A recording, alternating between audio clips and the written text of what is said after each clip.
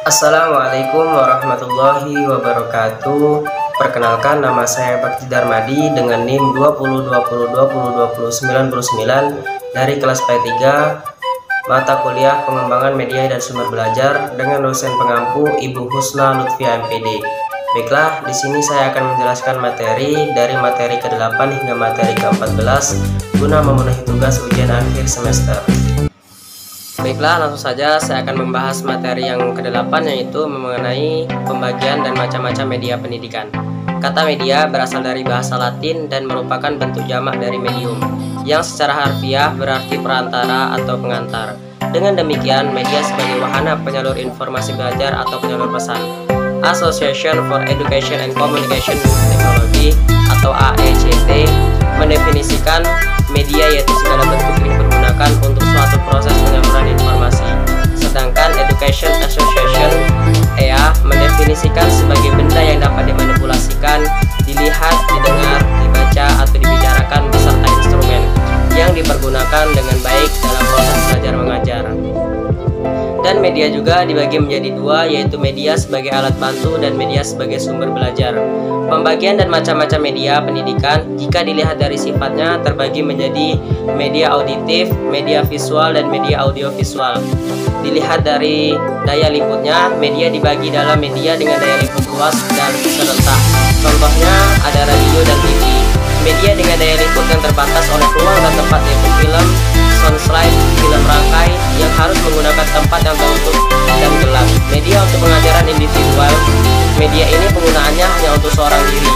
Dilihat dari bahan pembuatannya, media dibagi dalam media sederhana dan media kompleks. Dilihat dari cara atau teknik pemakaiannya, media dibagi menjadi media yang diproyeksikan seperti film slide, film strip, transparan, dan media yang tidak diproyeksikan seperti gambar, foto, lukisan, radio, dan lain sebagainya. Langsung saja saya akan melanjutkan materi yang ke-9, yaitu mengenai produksi media pendidikan berupa gambar non-akademik. Produksi media merupakan segala upaya yang dilakukan untuk menciptakan dan mengolah produksi media, benda visual maupun non-visual dengan cara mempergunakan segala sumber daya, tenaga, pikiran, dan dana. Media gambar mempunyai jenis yang bermacam-macam.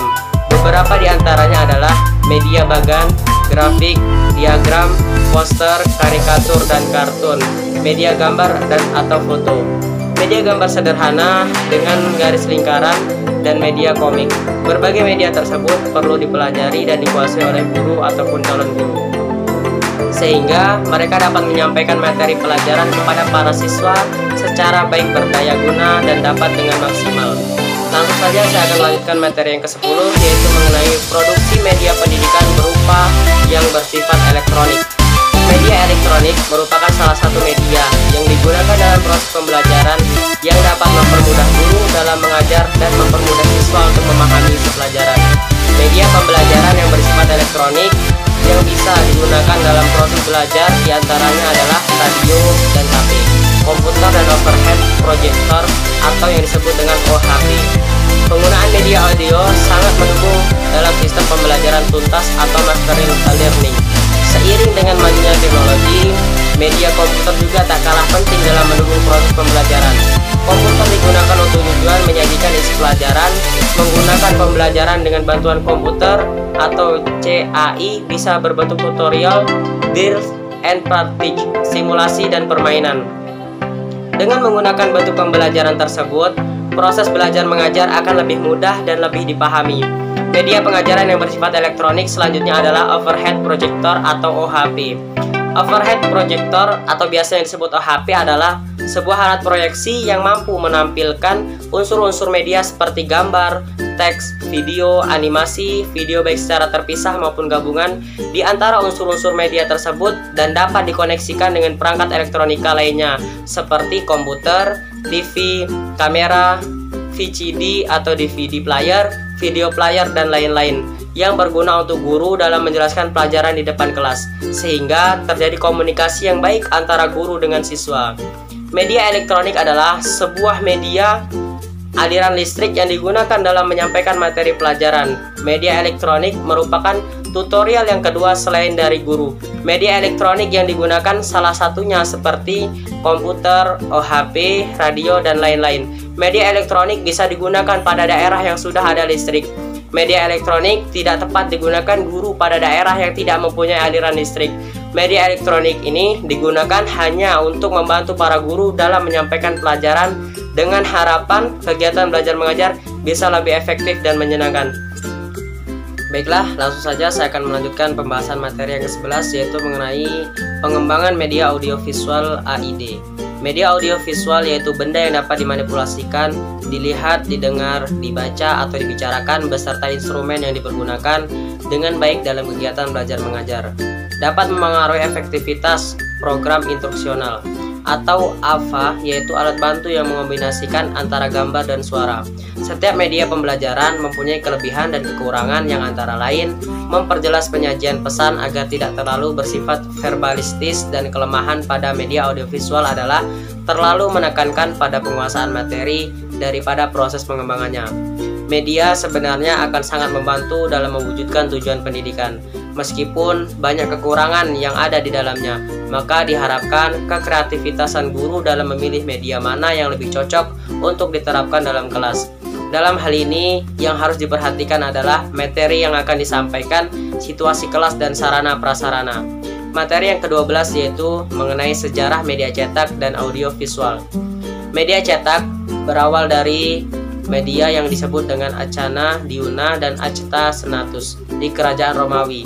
Kemudian berkembang pesat setelah Johannes Gutenberg menemukan mesin cetak, hingga kini sudah beragam bentuknya, seperti surat kabar, tabloid, dan majalah. Penemuan pertama media cetak adalah Johannes Gutenberg pada tahun 1445, terutama di negara Eropa.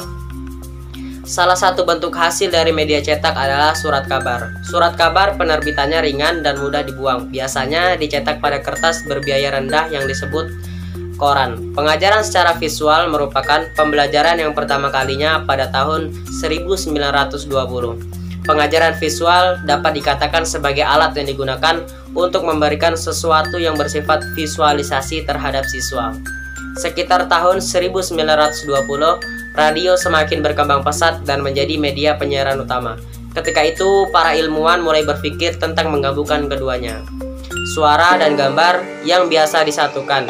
Konsep komunikasi audiovisual yang dapat menampilkan audio atau suara dan gambar atau disebut visual semakin dikembangkan dan disempurnakan sedemikian rupa, sehingga semakin mirip dengan teknik komunikasi audiovisual yang dilakukan manusia secara langsung tanpa perangkat teknologi.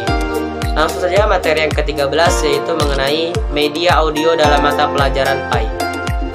Media dalam pembelajaran adalah segala bentuk alat komunikasi yang dapat digunakan untuk menyampaikan informasi dari sumber ke peserta didik. Dan media audio pembelajaran yaitu sarana yang digunakan untuk menyampaikan pesan-pesan materi pembelajaran melalui suara-suara ataupun bunyi. Jenis-jenis media audio dan pemanfaatannya, yang pertama yaitu ada rekaman pendidikan. Melalui alat ini kita dapat mendengarkan cerita, pidato, musik, sajak, pengajian, dan lain-lain. Yang kedua ada radio pendidikan. Radio pendidikan mempunyai nilai tertentu, seperti memberi berita yang update, menarik minat jangkauan luas berdasarkan kenyataan, mendorong kreatif, mempunyai nilai rekreatif. Yang ketiga ada tape recorder. Digunakan dalam interview, memudahkan pemahaman terhadap penguasaan anak, terutama dalam pelajaran bahasa. Untuk dapat lebih memotivasi siswa, media audio dibuat program yang lebih menarik dari segi bahasa. Program audio menjadi lebih indah karena dapat menimbulkan daya fantasi pada para siswa. Untuk materi yang terakhir yaitu materi ke-14 mengenai merancang dan membuat media visual. Media visual adalah media yang hanya dapat dilihat dengan menggunakan indera penglihatan saja. Beberapa prinsip-prinsip yang harus diperhatikan dalam pembuatan media visual adalah kesederhanaan, keterpaduan penekanan, keberhasilan penggunaan media dalam proses pembelajaran tidak terlepas dari bagaimana seorang guru merancang sebuah media, serta bagaimana pemanfaatan media tersebut di ruang kelas. Diharapkan dengan penggunaan media dapat merubah perilaku siswa, karena sesuai dengan pengertian belajar adalah Jika adanya perubahan tingkah laku pada diri si pembelajar, jika guru tidak tepat dalam merancang dan menggunakan media di kelas, maka pesan yang akan disampaikan lewat media tersebut tidak akan sampai dengan baik kepada peserta didik. Dalam merancang suatu media, ada beberapa hal yang harus diperhatikan oleh seorang guru. Di antaranya adalah melihat rancangan pelaksanaan pembelajaran atau yang kita ketahui disebut RPP. Karena di dalam RPP harus tergambar tujuan pembelajaran yang hendak dicapai. Selain itu, guru juga harus memperhatikan kondisi siswa, latar belakang siswa, fasilitas yang tersedia di sekolah, waktu yang ada. Microsoft PowerPoint adalah suatu software yang akan membantu dalam menyusun sebuah presentasi yang efektif, profesional, dan juga mudah. Microsoft PowerPoint membantu membuat materi menjadi lebih menarik dan jelas tujuannya jika dipresentasikan. Microsoft PowerPoint akan menampilkan slide yang dinamis termasuk clip-up yang menarik, yang semuanya itu mudah ditampilkan di layar monitor komputer. Itu saja pembahasan materi yang dapat saya sampaikan dari materi ke-8 hingga materi ke-14.